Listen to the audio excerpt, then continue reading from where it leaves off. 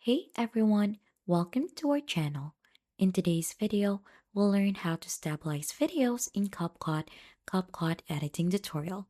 So first, to be able to begin, just open CapCut onto your device and right after just add in the file that you want to stabilize. So as you can see, I've added mine already. If you haven't onto your end, there should be an import button under import in here.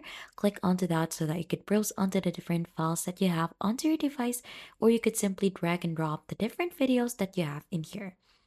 Right after, to add the video onto the timeline, you could drag and drop it in here, or simply click onto the blue plus icon in here to add the track. So right after, once it is added already in here onto the timeline, just simply click onto that, and here onto the right side, you should be able to see under video the basic. So you'll just need to scroll in here until you find the stabilize word. Click onto that one, and you should be able to click onto this box in here, and as you can see, it is still processing, so we'll need to wait for this one to be done.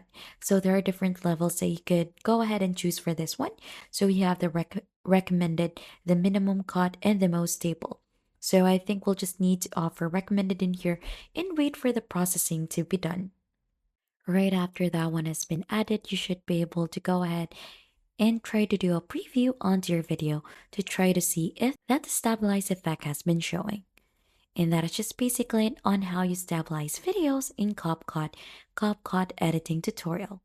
And if you think this has been helpful to you, then don't forget to hit the like, subscribe, and I'll see you on to our next video.